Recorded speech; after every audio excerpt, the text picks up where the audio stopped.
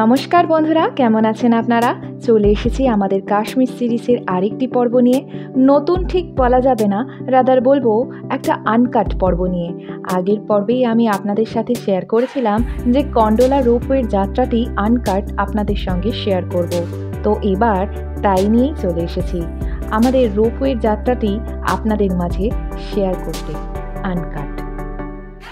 আর তার আগে as usual আপনাদের বলে নিই, চ্যানেলটিকে সাবস্ক্রাইব করে রাখতে আর নোটিফিকেশান বেলটি অন করে রাখতে, যাতে আগামী নতুন ভিডিওগুলির আপডেট আপনারা প্রথমেই পেয়ে যান। আর সিরিজের আগের পর্বগুলির লিঙ্ক আমি নিচে ডেসক্রিপশন বক্সে দিয়ে দিচ্ছি, আপনারা তাতে ক্লিক করলেও দেখতে পারবেন। তো চলুন এবারে কথা না বেশি বলে সোজা চলে যাই রোপওয়ে জার্নির দিকে। আগের পর্বেই আপনাদের সাথে আমি গন্ডোলা স্টেশন থেকে ফেজ 1 মানে কন্ডোরি পর্যন্ত প্রায় 7 কিলোমিটারের মতো রাস্তা পায়ে হেঁটে যে পার করেছিলাম তা শেয়ার করেছি। এরপরে ফেজ 1 থেকে আমরা রোপওয়ে করে ফেজ 2 পর্যন্ত গেছিলাম। টিকিট কিন্তু ফুল কেটেছি। অ্যাকচুয়ালি আলাদা করে এক একটা রুটের জন্য টিকিট কাটা যায় না, একেবারেই আপ অ্যান্ড ডাউন কাটতে হয়। এবার সেই আনকাট আমাদের যাতায়াত পর্বটি আপনারা আমাদের সাথে দেখুন, যতটা ক্যামেরা বন্দি করা সম্ভব হয়েছিল।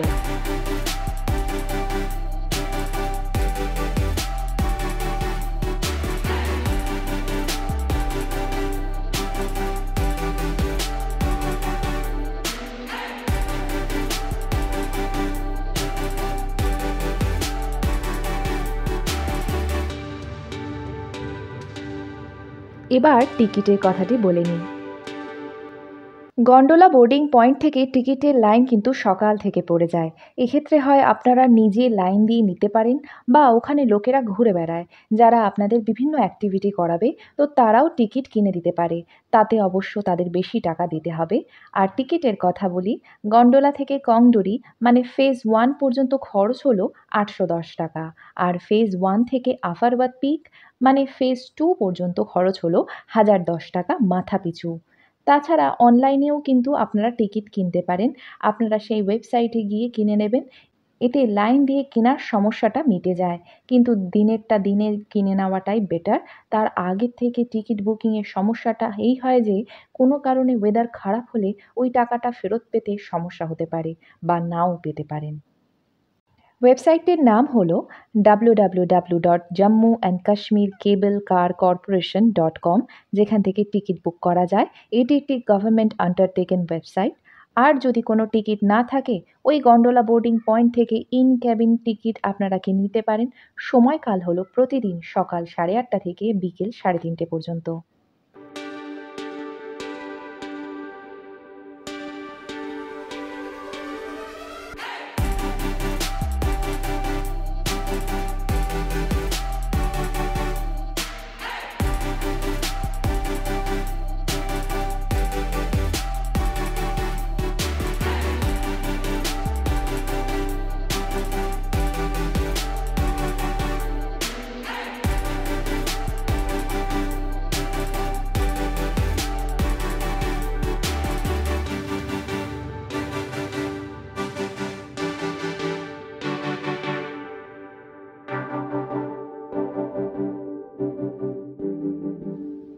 কেবল কারে করে ফেজ 1 থেকে ফেজ 2তে পৌঁছতে সময় লাগে পাক্কা 10 থেকে 12 মিনিট।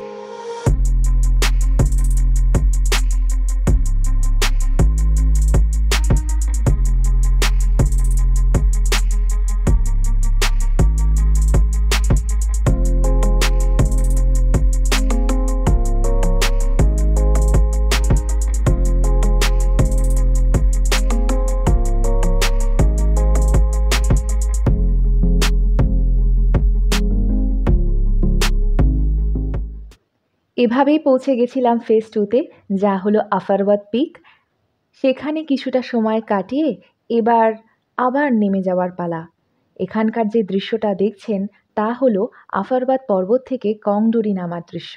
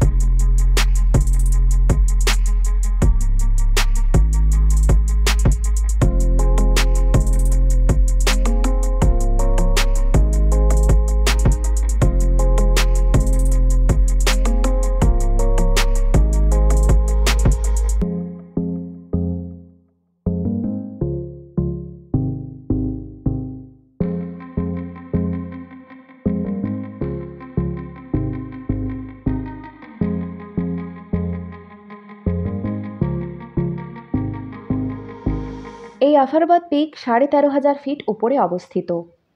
এর চারিদিকে নন্দা দেবী, পীরপাঞ্জল পর্বতমালার অপূর্ব ও মনোরম দৃশ্য দেখা যায়, যদি মেঘে ঢাকা না থাকে তবে। এই জায়গাটি স্কিয়ার, স্নোবোর্ডারদের জন্য আইডিয়াল স্থান, যার কিছুটা ঝলক এখানে আপনারা দেখতে পারবেন। কেবল কারে করে প্রায় 12 মিনিটে পৌঁছে যাবেন এই ফেজ 2 তে। এখানে কিন্তু সময় নির্দিষ্ট, 4টের মধ্যে নেমে যেতে হয়, আর যদি ওয়েদার হঠাৎ খারাপ হয় তারও আগে নেমে যেতে হবে। পাহাড়ি এলাকায় এটা একটা আনপ্রেডিক্টেবল ফ্যাক্টর।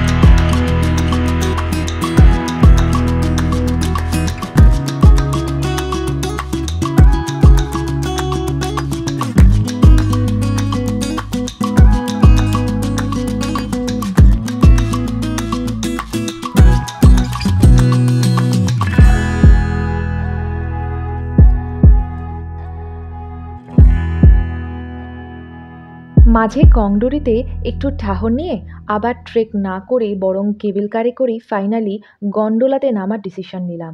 পরিশ্রম হয়েছিল, আর পরের দিনের জন্যও তো এনার্জি বাঁচাতে হবে।